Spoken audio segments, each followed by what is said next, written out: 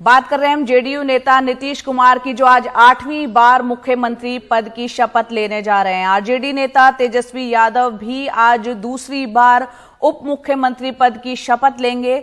इससे पहले कल सुबह नीतीश कुमार ने अपने विधायकों के साथ एक बैठक की थी और उसके बाद बीजेपी से अलग राह चलने का ऐलान कर दिया था। आपको बता दें कि राज्यपाल से मिलकर पहले उन्होंने अपना कल इस्तीफा सौंपा बतौर मुख्यमंत्री और फिर कुछ देर बाद दोबारा से मिलकर आरजेडी, कांग्रेस, लेफ्ट और दूसरी पार्टियों के साथ मिलकर सरकार बनाने का दावा पेश किया। पहली मुलाकात उनकी अकेले थी राज्यपाल के साथ, नीतीश कुमार ने अकेले मुलाकात की और फिर दूसरी बार जेडीयू समेत 7 दलों के नेता भी पहुंचे थे। समर्थन की बात यहां पर की गई, सरकार बनाने का दावा पेश किया गया।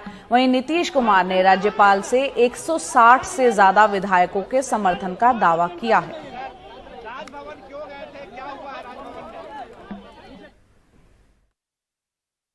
दोनों लोकसभा राज्यसभा के सांसद और सारे विधायक और विधान पार्षद और पार्टी के नेता सब लोग। भाजपा से क्या दिक्कत हो गई?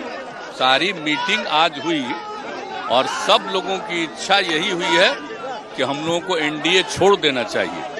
तो जैसे ही एनडीए छोड़ने का निर्णय सब लोगों की थी तो हमने उसी को स्वीकार कर लिया और आकर के यहाँ जो एनडीए की सरकार में हम मुख्यमंत्री थे, हमने मुख्यमंत्री पद से इस्तीफा सौंप दिया। बस ये से क्या परेशानी थी? अब तो बहुत सारी चीजें हुई है, हमारे लोग बता देंगे।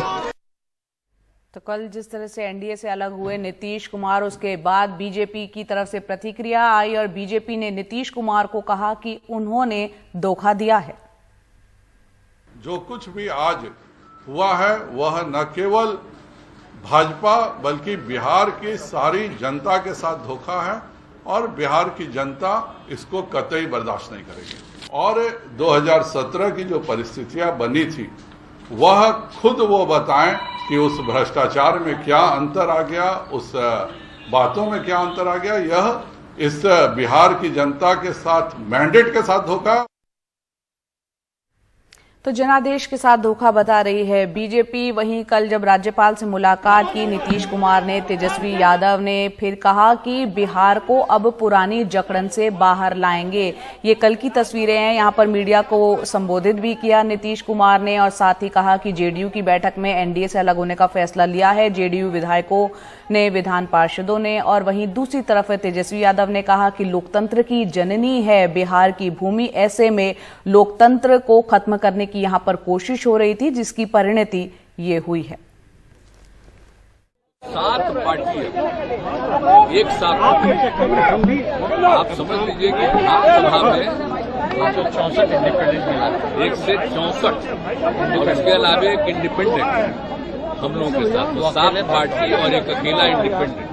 और हम लोग जो उधर थे उनसे हम लोगों ने रास्ता आज समाप्त कर लिया और हम लोग एक साथ मिल करके हम 7 पार्टियों हैं जो हम लोगों का महागठबंधन है, हम मिल करके आगे काम करेंगे, सेवा करेंगे।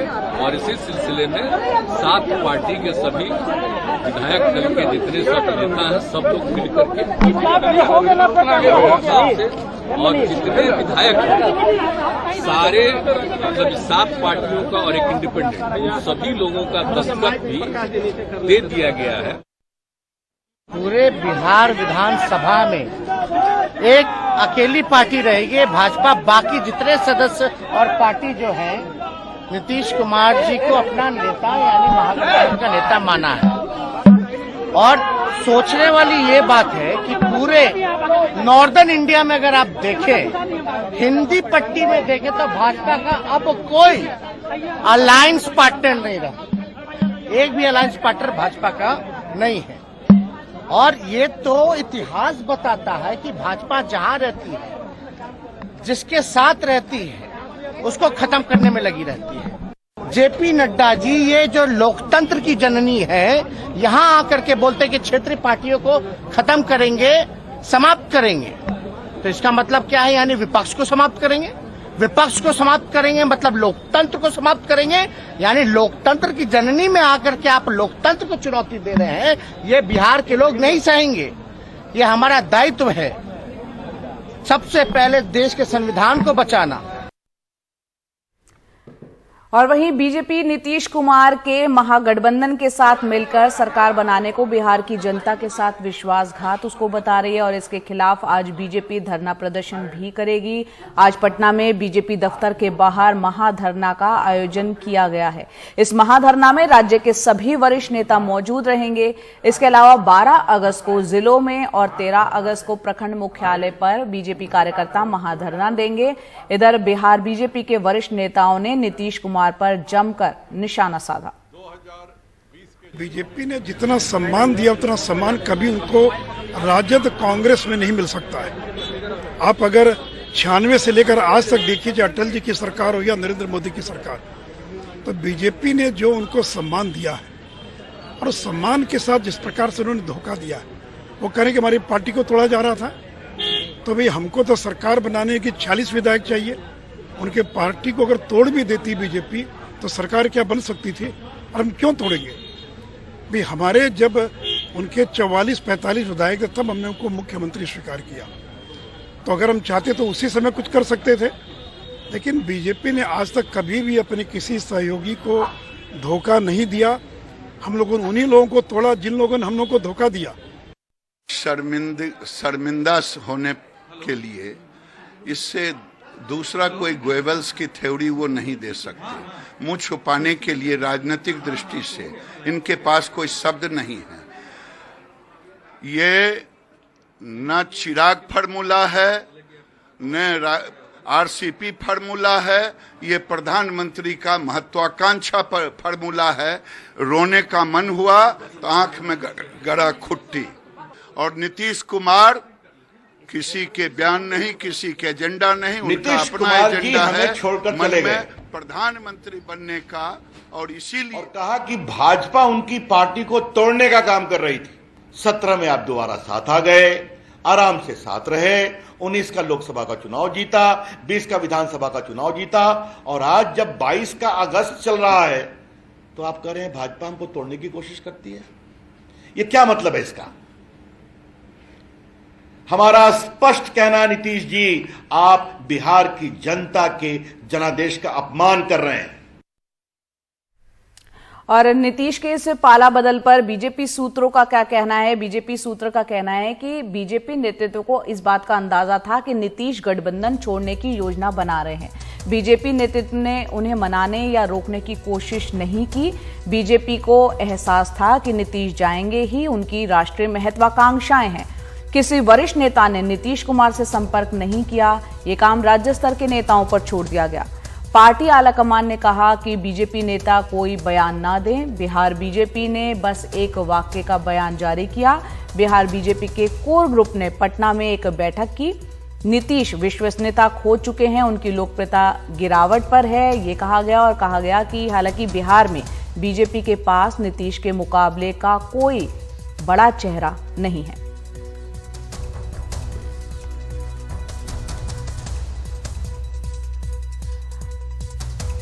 तो बिहार पर किस तरह का राजनीतिक घटनाक्रम कल अचानक से बदला, इस पर चर्चा के लिए हमारे साथ हिंदुस्तान टाइम्स के राजनीतिक संपादक विनोद शर्मा हमारे साथ जुड़ रहे हैं। सर, बहुत बहुत शुक्रिया वक्त निकालने के लिए, हमसे जुड़ने के लिए।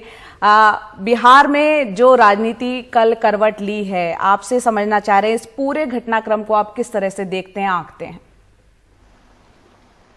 देखिए, महत्वाकांक्षा अलग है। और अगर ये कहना आज के दिन, जैसा कि गिरिराज जी कह रहे थे कि उनकी महत्वाकांक्षा है कि वो प्रधानमंत्री बने, तो राजनीति में सबकी महत्वाकांक्षा होती है।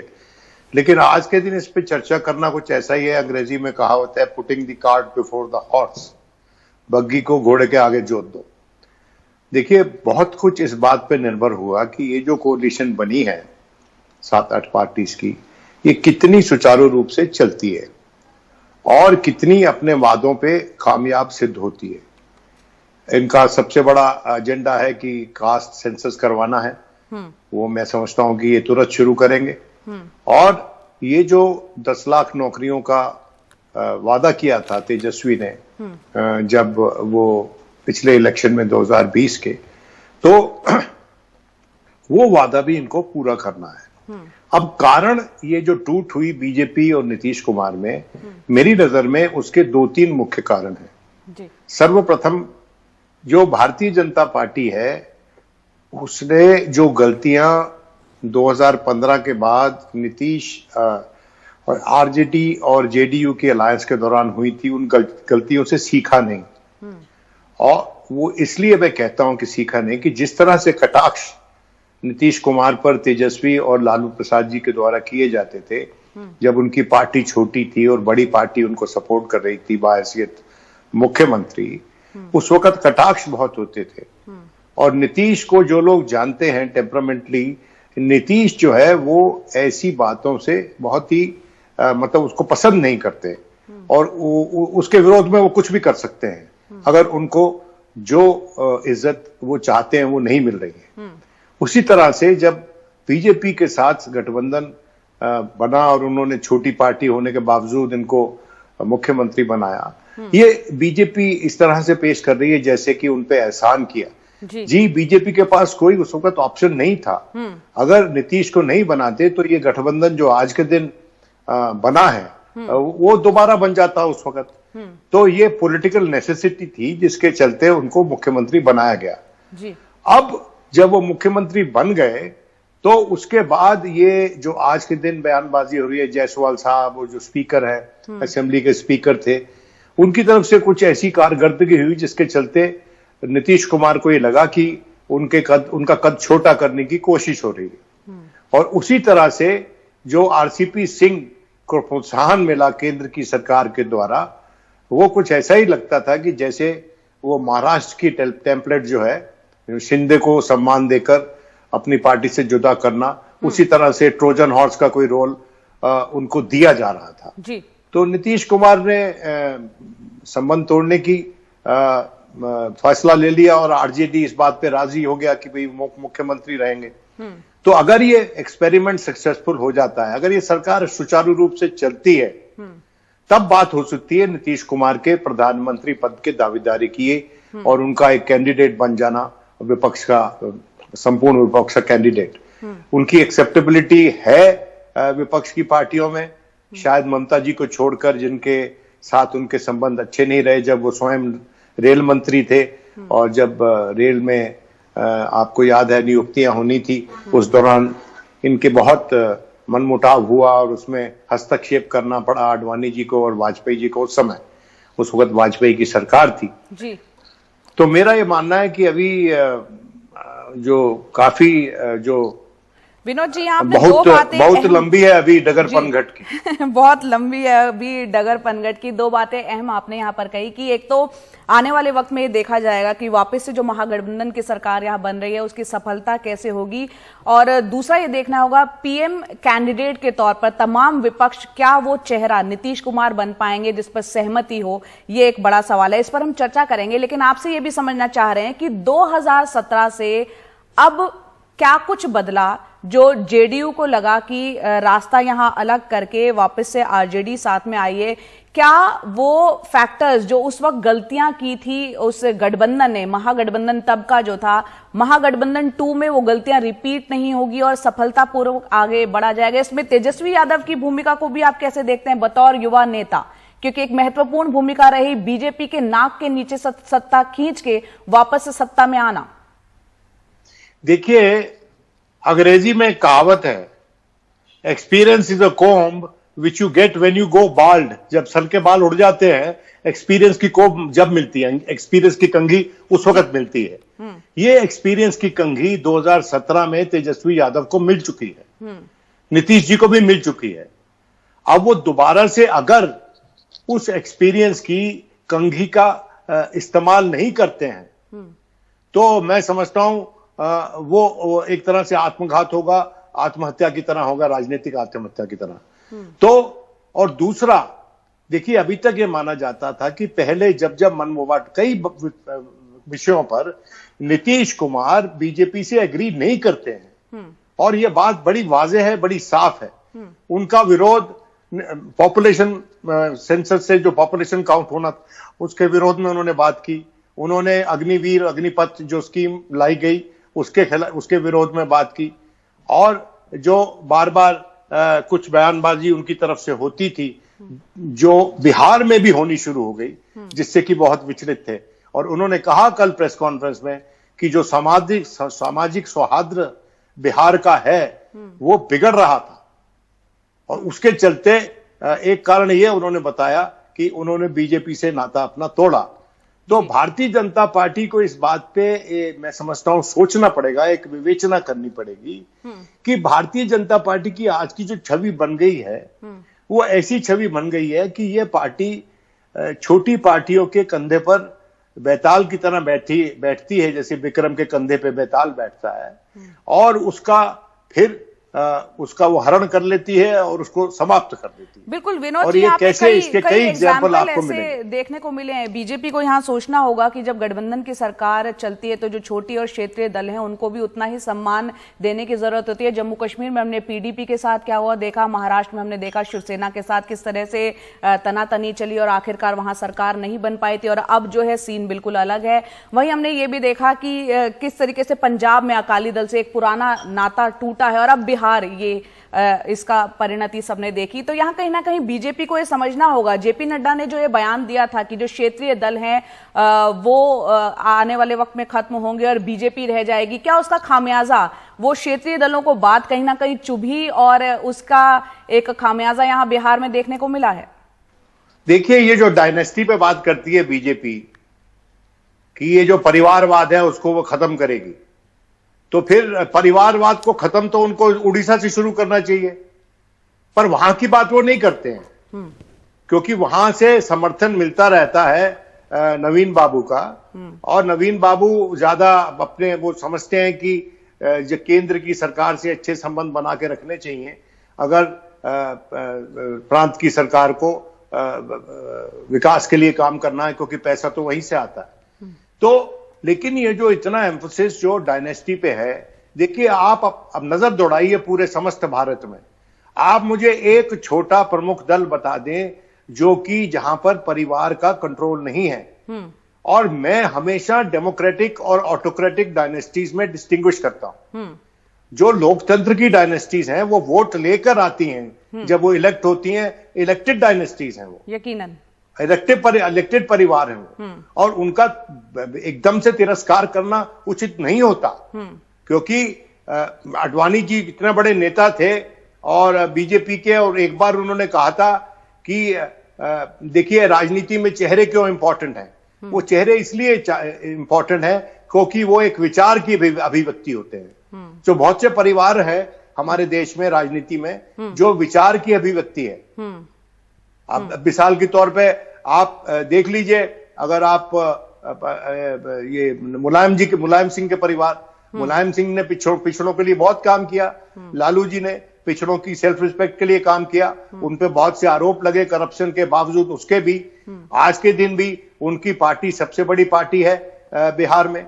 और जब बिहार में पिछला चुनाव हुआ था तो दो चीजें हुई थी जिन्होंने ट्रस्ट डेफिसिट कर दिया, जिन्होंने एक ऐसी नींव रख दी जेडीयू और बीजेपी की अलायंस की कि वो नींव में एक फंडामेंटल फ्लॉ था, गलती थी। वो क्या थी कि तेजस्वी और दोनों एक तरह से भुगते, हालांकि एक दूसरे के विरोध में लड़े। तेजस्वी यादव ये माना जाता था कि मेजॉरिटी पाने के सक्षम थे और उनको कई जगह पे अनुचित तरह से हराया गया। वो एक दूसरा बड़ा सवाल है, उस पर ज्यादा विवेचना मैं नहीं करना चाहता। और जो नीतीश कुमार हैं उनके आंकड़े 45 पे आ गए, कम इसलिए हुए कि चिराग पासवान का इस्तेमाल बीजेपी ने किया जी, और बीजेपी उसका इस्तेमाल करके सबसे बड़ी अलायंस में नीतीश से बड़ी पार्टी बन गई पहली बार। तो नीतीश के लिए चिंता का विषय तो थी बहुत भी, और तेजस्वी के लिए भी चिंता के विषय थे। और अभी हाल ही में जो ईडी भोला यादव के पीछे लगी, जो कि ओएसडी हुआ करते थे लालू जी के जब वो रेल मंत्री थे, तो उसके चलते भी उनके पास कई कारण थे निराश होने के और एक नई तरफ जाने के। तो अब देखते हैं कितना सक्सेसफुल होता है ये एक्सपेरिमेंट। बिल्कुल, उस पर सबकी निगाह बनी रहेगी। ये एक्सपेरिमेंट जो किया गया है वो कितना सफल होता है। जो नीतीश और यहाँ पर तेजस्वी यादव की जोड़ी, चाचा भतीजे की जोड़ी एक बार फिर से बनी है, वो कितनी कामयाब होती है। और बिहार की जनता के लिए जो वादे उन्होंने किए हैं, तेजस्वी यादव ने रोजगार की बातें की हैं और जातीय जनगणना की बात हो चाहे फिर अग्निपथ हो, तमाम मुद्दों जिन पर की एक राय अभी तक लग रही थी आरजेडी और जेडीयू की, उस पर भी कैसे काम होगा। बहुत बहुत शुक्रिया विनोद शर्मा जी वक्त निकालने के लिए और इस पर चर्चा करने के लिए। बहुत बहुत शुक्रिया।